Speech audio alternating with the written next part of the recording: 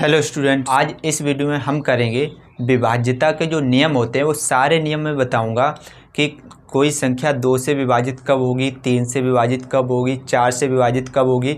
Video को देखने के बाद आप देखते ही बता दोगे कि वह संख्या जैसे 3 से विभाजित होगी या नहीं होगी, 4 से विभाजित होगी या नहीं होगी, या फिर 5 से विभाजित होगी या नहीं होगी।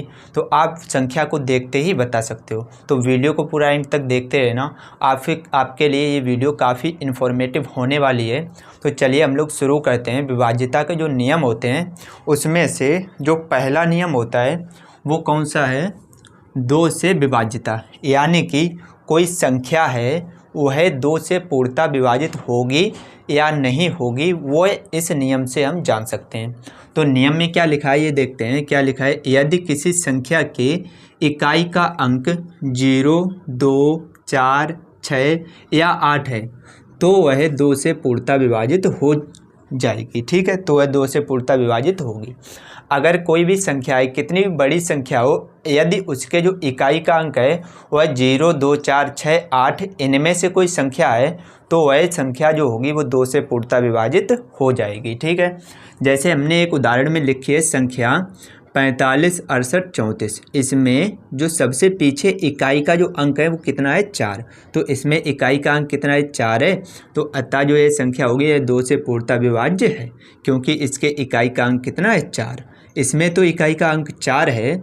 मैंने बताया है इकाई का अंक इनमें से कोई भी संख्या हो, 0, 2, 4, 6, 8 कोई भी संख्या हो तो वह संख्या 2 से पूर्णतः विभाजित हो जाएगी। ठीक है, आई होप आपको क्लियर हो गया होगा।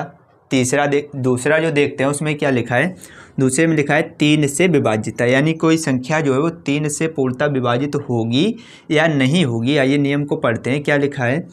यदि किसी संख्या के अंकों का योग 3 से विभाजित है तो वह संख्या भी 3 से विभाजित होगी। यानी कोई संख्या जो दी गई है संख्या, उसको यह जानने के लिए वह 3 से विभाजित है या नहीं है, उसमें जो अंक हैं उनको जोड़ लेंगे, उनका ऐड जब करेंगे। तो देखिए उदाहरण में मैंने लिखा है जो संख्या है वो हमने कौन सी लिखी है? 135। इसमें अंकों का योग किया 1 + 3 + 5। इन सभी को जब जोड़ा तो कितना आया? 3। अब 3 जो होता है, जो 9 आया है, जो 9 होता है वो 9 जो होता है वो 3 से विभाज्य है। 9 जो है वो 3 से विभाज्य है, यानी जो ये संख्या है 135 ये भी 3 से विभाज्य होगी। ठीक है, तो मैंने क्या लिखा है? अतः संख्या भी 3 से विभाज्य है, क्योंकि इसके अंकों का योग 9 आया। 9 जो होता है वो 3 से विभाज्य है, तो संख्या भी 3 से विभाज्य होगी। ठीक है, तो 3 से विभाज्यता का नियम क्या है? यदि किसी संख्या के अंकों का योग 3 से विभाजित हो जाए, यानी उसमें जो अंक दिए गए उनको जब जोड़ेंगे, अगर जोड़ने पर वह 3 से विभाजित हो गया तो वह संख्या भी 3 से विभाजित हो जाएगी। ठीक है, आई होप आपको अच्छे से क्लियर हो गया होगा। नेक्स्ट इसका जो नियम है वो देखते हैं। तीसरा नियम क्या है? 4 से विभाज्यता। ठीक है, 4 से विभाज्यता को कैसे पहचानेंगे? ये भी बहुत ही आसान है। देखिए क्या लिखा है? यदि किसी संख्या के अंतिम 2 अंक 4 से विभाजित हैं तो संख्या भी 4 से विभाजित होगी। ठीक है, जैसे एक संख्या मैंने लिख ली है 38, 62, 16। तो इसके जो अंतिम 2 अंक हैं वो कितने हैं? 16 हैं। ठीक है, अंतिम 2 अंक कितने हैं? 16। अब 16 जो होते हैं वो 4 से विभाजित हैं, क्योंकि 4 का जब टेबल पढ़ते हैं तो 4 चौको 16, यानी जो 16 होते हैं वो 4 से पूर्णतः विभाजित हो जाते हैं। तो जो 16 हैं जो 4 से पूर्णतः विभाजित हैं, तो अतः संख्या भी 4 से विभाजित है। ठीक है, तो किसी भी संख्या के अंतिम 2 अंक जो होते हैं अगर ये 4 से विभाजित हो जाएंगे तो ये पूरी संख्या भी 4 से विभाजित हो जाएगी। तो आप इसका स्क्रीनशॉट ले सकते हैं। उम्मीद करता हूँ ये नियम आपको अच्छे से क्लियर हो गए होंगे। इसके बाद कुछ नियम और भी हैं, उनको देखते हैं। तो अगला जो नियम है उसको देखते हैं। क्या लिखा है? चौथा नियम है 5 से विभाज्यता, यानी कोई संख्या 5 से विभाजित कब होगी, आइए देखते हैं। क्या लिखा है? यदि किसी संख्या के इकाई का अंक 0 या 5 हो तो वह संख्या 5 से पूर्णतः विभाजित हो जाएगी। यानी कि किसी भी संख्या के इकाई का अंक 0 या 5 हो तो वह संख्या 5 से पूर्णतः विभाजित हो जाएगी।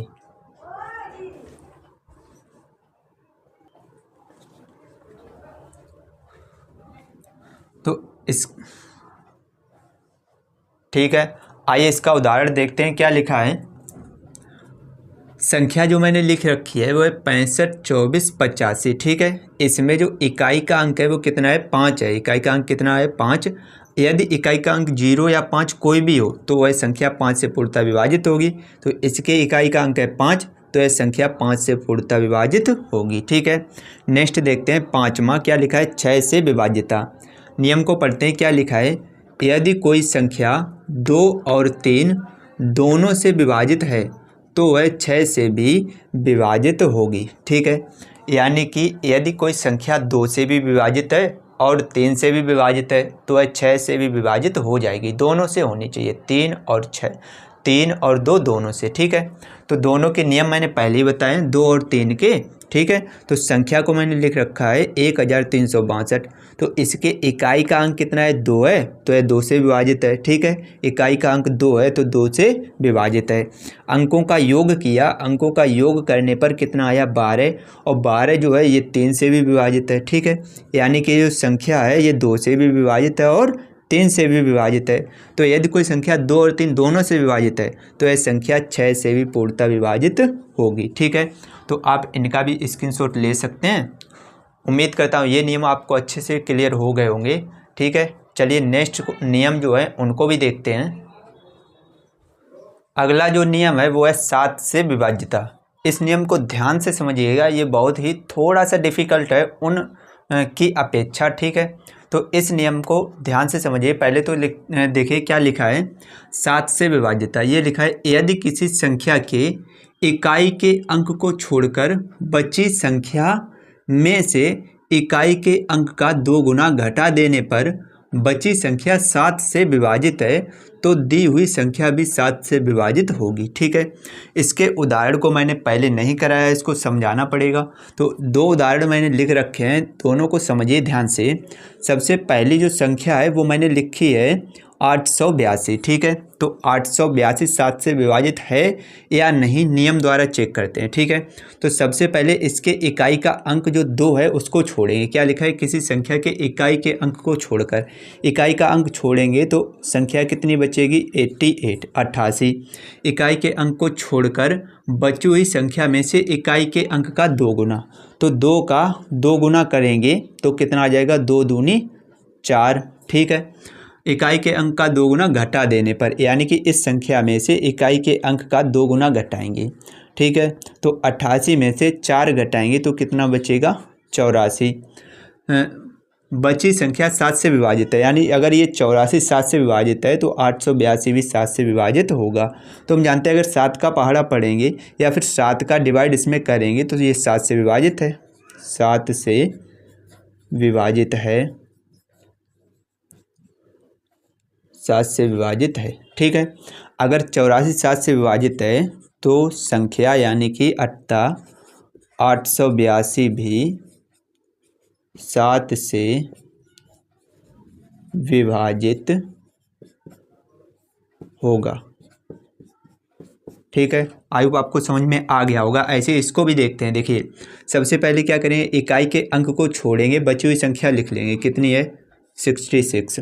अब इकाई के अंक का 2 गुना करेंगे, यानी 6 का 2 गुना करेंगे, 3 का 2 गुना करेंगे, 3 दूनी 6, 6 इसमें से घटा देंगे। ठीक है, तो 66 में से 6 घटाएंगे, कितना बचेगा, 60। क्या जो 60 है वो 7 से विभाजित है, नहीं है, 7 से विभाजित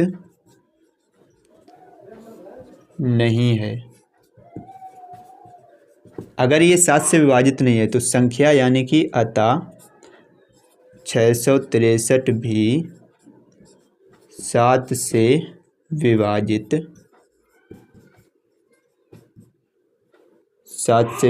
नहीं होगा। ठीक है, अगर ये 60 7 से विभाजित हो जाते तो ये 663 भी 7 से विभाजित हो जाते। ठीक है, आई होप आपको ये नियम अच्छे से क्लियर हो गया होगा, समझ में आ गया होगा। तो आप इसका स्क्रीनशॉट ले सकते हैं उम्मीद करता हूँ ये वीडियो आपको पसंद आई होगी। नेक्स्ट वीडियो में जो बचे हुए 8 से विभाज्यता 9, 10 और 11 से, ठीक है, ये विभाज्यता के नियम आपको देखने को मिल जाएंगे। ठीक है, अगर आपको 7 से विभाज्यता की एक डेडिकेटेड वीडियो चाहिए तो आप में कमेंट में बताइए। अगर कमेंट में बताएंगे तो ही वो वीडियो मैं बनाऊंगा। और उस वीडियो में 7 से विभाज्यता का जो एक नियम और होता है जो बड़ी बड़ी संख्याओं में लागू होता है, उस नियम को मैं बताऊंगा।